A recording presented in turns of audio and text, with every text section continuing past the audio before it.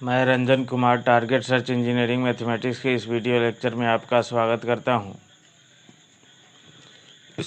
आज हम complex number के वीडियो लेक्चर सीरीज़ को आगे बढ़ाते हुए बात करेंगे इमेजिनरी क्वांटिटी और कॉम्प्लेक्स नंबर के डिफिनीशन के ऊपर और उससे रिलेटेड कुछ प्रॉब्लम के ऊपर। तो देखिए यहाँ पर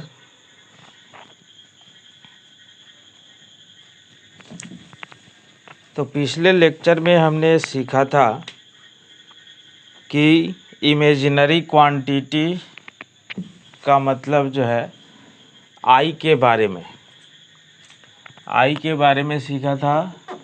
और वो जो है आयोटा का वैल्यू जो है, आयोटा का जो पावर है वो अलग अलग इंटीजर जब होगा तो उसका वैल्यू कितना आएगा। तो उसमें हमने सीखा था कि आयोटा का कितना हो पावर इंटीजर कर दीजिए तो उसमें से 4 वैल्यू ही निकल पाता है, एक +i, -i, +1 और -1। और आज जो है हम लोग बात करेंगे पहले इमेजिनरी क्वांटिटी। इमेजिनरी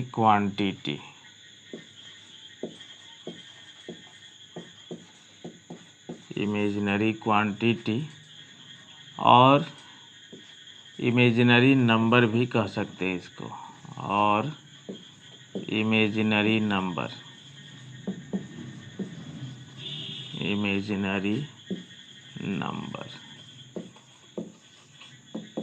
ठीक है ना। यानी काल्पनिक राशि या काल्पनिक संख्या। इमेजिनरी क्वांटिटी का मतलब, इमेजिनरी नंबर का मतलब काल्पनिक राशि या काल्पनिक संख्या। तो देखिए हम किसको कहते हैं काल्पनिक संख्या। तो यहाँ से जो है the square root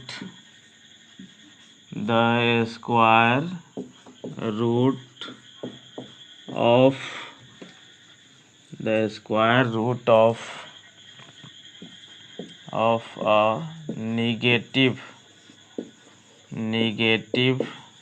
real number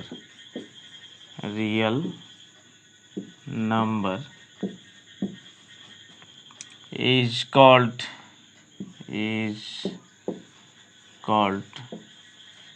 imaginary quantity।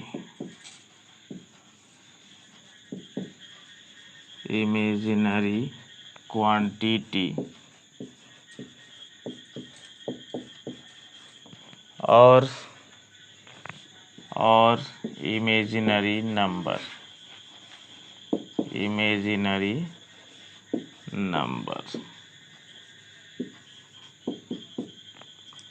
यानी काल्पनिक राशि या काल्पनिक संख्या किसे कहते हैं। तो the square root of a negative real number, यानी ऋणात्मक वास्तविक संख्या के वर्गमूल को काल्पनिक राशि या काल्पनिक संख्या कहते हैं। जैसे एग्जाम्पल के तौर पर यहाँ पर देखा जाए, जैसे √(-1), √(-2), √(-3), √(-4), ठीक है, √(-5), √(-6) ... चला जाएगा बहुत सारा जो है। जैसे ये केवल जो है इंटीजर ही नहीं होगा बल्कि आपको जो है, यानी निगेटिव इंटीजर नहीं बल्कि फ्रैक्शन में भी हो सकता है। तो ये सारा भी आपको जो है इमेजिनरी क्वांटिटी में आएगा। बट इमेजिनरी क्वांटिटी को हम लोग जो है आई के फॉर्म में लिखना सीखेंगे। कैसे, देख लीजिए कि जैसे जो है पिछले लेक्चर में हमने सीखा था कि सिंस √(-1) इक्वल टू जो है आई सीखा था, जिसको कि हम लोग आई को आयोटा बोलते हैं। आयोटा ये ग्रीक लेटर लिया गया है। तो देखिए यहाँ पर अब √() अगर -2 को लिखे तो आप लिख सकते हैं √2 × √(-1), यानी √2 × i। √(-1) के जगह पर i डालना है। फिर जो है आपको जो है इसी तरह से √() अगर -3 लिखे तो √3 × √(-1), यानी √3 × i। यानी आप जो है क्या करेंगे कि रूट के अंदर का निगेटिव ख़त्म करेंगे और बगल में i से मल्टीप्लाई कर देंगे, तो ये हो जाएगा आपको जो है यहाँ पर 2i। ठीक है, उसी तरह से √5 डेट इज़ √5 × i। तो ये जो रहा आपको जो है इमेजिनरी क्वांटिटी यानी काल्पनिक राशि। ठीक है, तो काल्पनिक राशि किसे कहते हैं? तो काल्पनिक राशि ऋणात्मक संख्या के यानी वास्तविक ऋणात्मक संख्या के वर्गमूल को हम लोग काल्पनिक राशि या काल्पनिक संख्या कहते हैं। ठीक है, और उसको जो है i के फॉर्म में हम लोग लिखते हैं, क्योंकि i का वैल्यू जो है √−1 हमने पिछले लेक्चर में ही सिखा दिया था। ठीक है, तो देखिए अब हम लोग कॉम्प्लेक्स नंबर का डिफिनीशन पढ़ते हैं। देखिए अब कॉम्प्लेक्स नंबर का definition, complex number, complex number,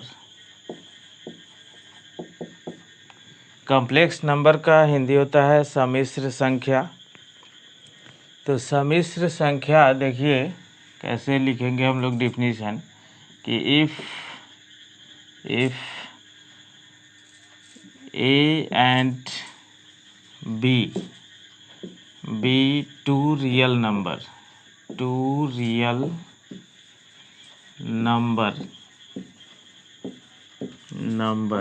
then the number of the form A plus IB is called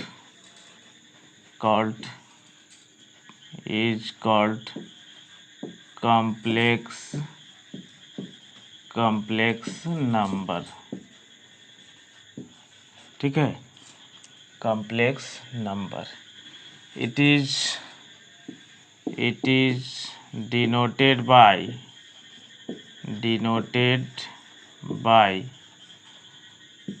Z। और थोड़ा सा बीच में ऐसे घुमा देते हैं इसे, यानी सम्मिश्र संख्या का डिफिनीशन क्या हो गया कि यदि a और b दो वास्तविक संख्या हो तो a प्लस IB के रूप की संख्या को हम लोग सम्मिश्र संख्या कहते हैं। ठीक है, और इसे Z से डिनोट करते हैं, Z से सूचित करते हैं, डेट इज यानी अर्थात Z इक्वल टू जो हो गया आपको A प्लस IB। ठीक है, तो यहाँ से हम लोग लिखते हैं वेयर, जहाँ A जो है आप लिखते हैं रियल पार्ट ऑफ Z। इसको पूरा पढ़ते हैं क्या, रियल पार्ट ऑफ Z, और शॉर्ट में इस तरह से लिखते हैं। ठीक है, और B को हम लोग कहते हैं क्या कि IMZ। ठीक है, यानी इमेजिनरी पार्ट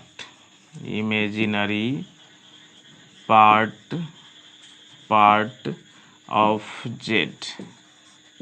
ठीक है, इमेजिनरी पार्ट ऑफ Z यानी Z का काल्पनिक भाग और ये Z का वास्तविक भाग। देखिए B को इमेजिनरी पार्ट हमने डिफिनीशन में लिखा है कि A और B रियल नंबर है यानी वास्तविक संख्या है, लेकिन यहाँ पर B को हमने इमेजिनरी पार्ट में रखा है। तो इमेजिनरी पार्ट में इसलिए रखा है क्योंकि वो हो सकता है, जैसे मान लीजिए यहाँ पर जैसे एग्जांपल के तौर पर हम लोग लेते हैं कि Z इक्वल टू 3 प्लस √4। ठीक है, ऐसा लिखा हमने। तो देखिए यहाँ पर Z इक्वल टू जो है 3 और इसको क्या लिखिएगा आप, तो प्लस 2i। ठीक है ना, क्योंकि रूट के अंदर निगेटिव है तो ये इमेजिनरी नंबर है, ये पूरा क्या है, इमेजिनरी नंबर है। और इमेजिनरी नंबर में से जब हमने रूट अंडर -1 को i लिखा तो ये 2i में बदल गया, यानी इमेजिनरी नंबर में भी रियल नंबर छुपा रहता है। ठीक है, जैसे रूट अंडर -5 करेंगे तो रूट अंडर 5 इंटू आई लिखिएगा, तो इसलिए इमेजिनरी नंबर में से निकल रहा है वो रियल, तो इसलिए उसको इमेजिनरी पार्ट कहेंगे। यानी यहाँ से आप लिख सकते हैं कि real part of Z equal to क्या 3 और imaginary part of Z equal to क्या तो 2।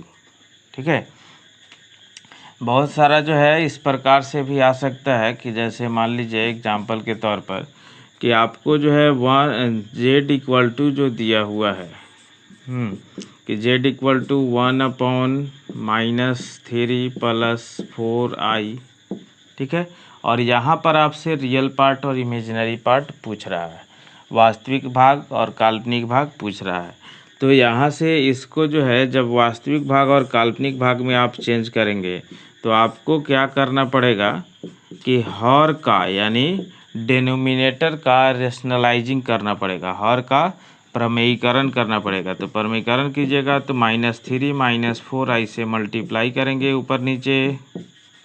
ठीक है, तो यहाँ से देखिए कि आपको जो है z equal to -3 - 4i by यहाँ पर क्या हो जाएगा तो a + ba - ba² - b²। ठीक है, यानी इसको आप लिख सकते हैं कितना तो -3 - 4i बाई, ये देखिए -² प्लस। ठीक है, और यहाँ पर जो आएगा 16i² आएगा माइनस में, तो i² क्या देगा -1 देगा, -1 से यहाँ मल्टीप्लाई होगा तो प्लस हो जाएगा क्या आपको 16। ठीक है ना, तो यहाँ से देखिए कि अब इसको जो है आप लिख सकते हैं, इसमें रियल पार्ट इमेजिनरी पार्ट किस प्रकार से लिखिएगा। तो देखिए यहाँ से ये नीचे तो 25 हो जाएगा, तो -3/25 और -4/25 इंटू आई। ठीक है, ऐसा लिख सकते हैं। तो इसका मतलब है यहाँ से आप लिख सकते हैं रियल पार्ट ऑफ जेड, यानी जेड का वास्तविक भाग कितना तो -3/25 एंड जो है इमेजिनरी पार्ट ऑफ जेड, तो imaginary part of Z equal to कितना हो गया तो -4/25। ठीक है, इमेजिनरी पार्ट आई का कोफिशिएंट होता है, ना कि आई के साथ लिखा जाए। आई का जो गुणांक होता है विथ साइन यानी चिन्ह के साथ, तब उसको लिखते हैं हम लोग इमेजिनरी पार्ट। यानी देखिए कभी कभी ऐसा भी आ जाता है कि प्योरली रियल प्योरली इमेजिनरी, तो कैसे आता है जैसे मान लीजिए कि यहाँ पर जो है जेड इक्वल टू हमने लिखा कि -4। ठीक है, तो -4 तो यानी जेड इक्वल टू जो है -4 प्लस आप लिख सकते हैं 0i। ठीक है, तो आप यहाँ से रियल पार्ट ऑफ जेड जब लिखेंगे, रियल पार्ट ऑफ जेड जब लिखेंगे तो -4 और इमेजिनरी पार्ट ऑफ जेड जब लिखेंगे तो यहाँ पर 0 हो गया।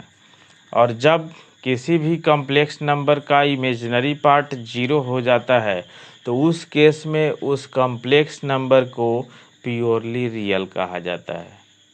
आई रिपीट कि जब किसी कॉम्प्लेक्स नंबर का इमेजिनरी पार्ट यानी काल्पनिक भाग 0 हो जाए यानी 0 हो जाए तो उस केस में उस कॉम्प्लेक्स नंबर को प्योरली रियल यानी पूर्ण रूप से वास्तविक कहा जाता है।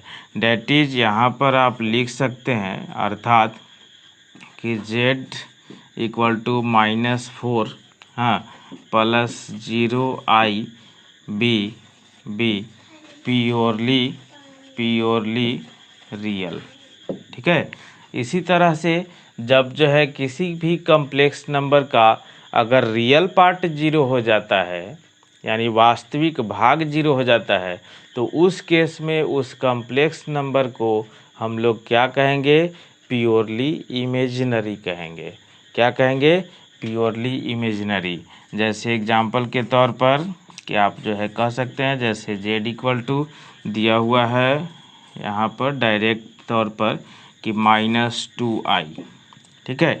-2i को आप लिख सकते हैं 0 - 2i। तो इसको आप कह सकते हैं क्या, प्योरली इमेजिनरी, डेट इज, यानी इसका जो है रियल पार्ट ऑफ ज़ीरो है, यानी जेड बी प्योरली इमेजिनरी, यानी जेड क्या हो गया, पूर्ण रूप से काल्पनिक हो गया। तो आज हमने बात किया कॉम्प्लेक्स नंबर में इमेजिनरी क्वांटिटी के बारे में और कॉम्प्लेक्स नंबर के डिफिनीशन के ऊपर।